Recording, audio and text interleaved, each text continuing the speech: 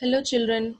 I hope you have watched the first two parts of our lesson regarding the mountains as well as the plateaus and have known the importance of the mountains as well as the plateaus. Yes, children, today let us learn the next major landform that is nothing but plains. Yes, we have learned about northern plains last year, children. Do you remember? Yes, exactly. So let us look about planes in a detailed way. Okay. So plains are nothing but a flat and a low-lying land. The meaning plain. As soon as we listen to the word plain, what is that we can understand, children? It's a flat land. How are plains categorized? They are flat, okay, and they are low-lying lands. Why are we saying low-lying lands, children? Because when we are talking about mountains and the plateaus, we said that they are risen the above the sea level, the land in a form of risen above the sea level. But here in plains they are low lying, okay, they are not rising, they are low lying. Yes, so that is the reason they are also given other name known as low lands. What are they also called as, children? Low lands. Yes.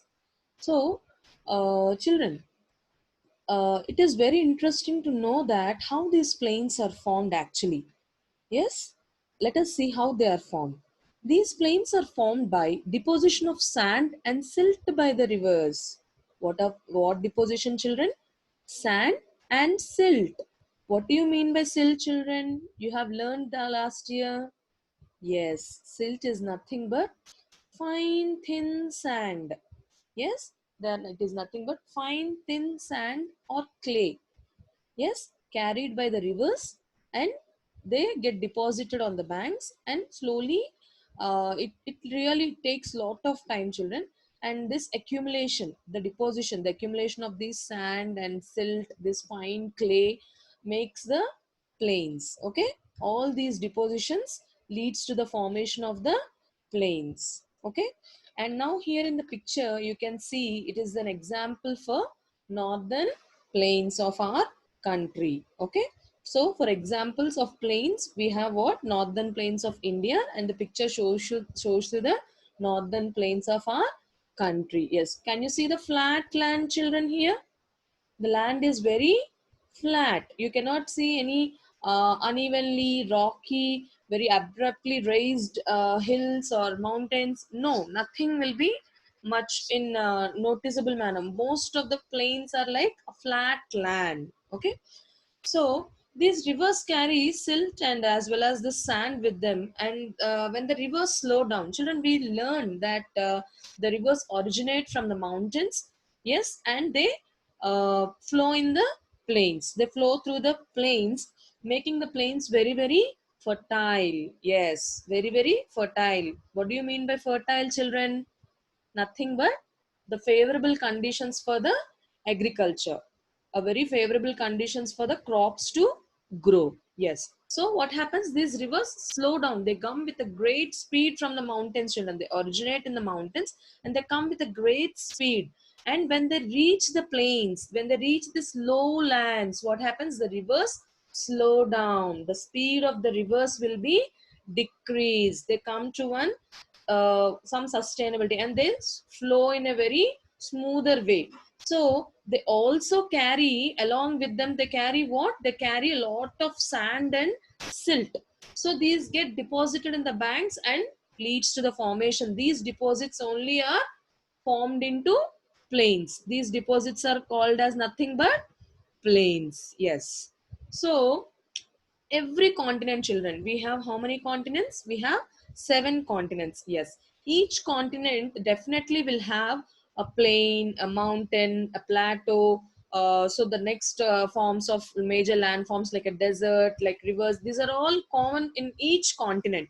So in most of the continents, the location of the plains in generalized, in a very generalized way, some most of the plains are located interior to the continent. What it is? Interior, that means inside the continents. They are like in the in middle of the that particular continent or some country we can refer to. While some are near the coast. Children, do you remember that you have learned about the coastal plains last year? Yes, we have learned about the eastern coastal plains and western coastal plains of our country. Yes. So, what is that? Most of the plains are inside the continents or the interiors of the continents, and while some near the coast. What is coast? Near the sea. Exactly. Yes. So, some are located near the coast. Yes. So, the next point, plains are thickly populated than mountains and plateaus. Yes, obviously. It is very evident, children. Why? Because the plains are the places where we have plenty of water. Many rivers that originated from mountains come and flow in the plains, which makes the plains very, very fertile, the land very fertile. What is the basic need for agriculture, children? Definitely water. Yes, so when there is a abundance of water, yes, very fertile land, and this silt and this sand is very fully rich, enriched with minerals, children. They have high quality of minerals which are very essential for a good crop. Yes, so that is the reason the plains, okay, for any country, the plains are the most fertile land over the continent or the countries. So what is that? When we are having a lot of scope for agriculture, basically every country will look forward for what? Definitely then agriculture is the primary occupation for most of the countries or the continents. So now when we are having a very good healthy land and soil, very and water is always available, as they we have perennial rivers flowing near to the plains always. So these are the most favorable conditions for any sort of agriculture to carry out. So what will happen? Plains are thickly populated in terms of population, in terms of people. There are these plains are highly populated when compared to mountains and plateaus. Definitely, because people start living when they have the comfortable things around them. They have water, they have food, they have easy transportation, because it is not hilly, it is not so abruptly the road, nothing, the land is flat. So these are all the favorable conditions which attract people. Okay, so I think you must be now able to answer why plains are densely populated or thickly populated when compared to some other major landforms like mountains, plateaus, rivers, etc.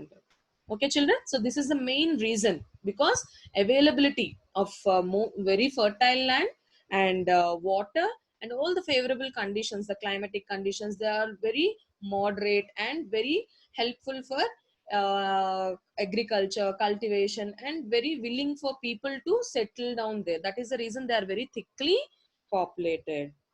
Yes. So, children, what is that we have learned about plains? They are flat and very low lying land.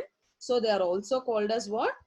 Low lands. Most of the plains are formed by deposition of sand and silt by rivers. Yes, so they are formed by sand and silt carried by the rivers, and these deposits are turned into plains. And mostly the plains are situated into the interior of the continents, and while some are situated near the coast, the coastal areas.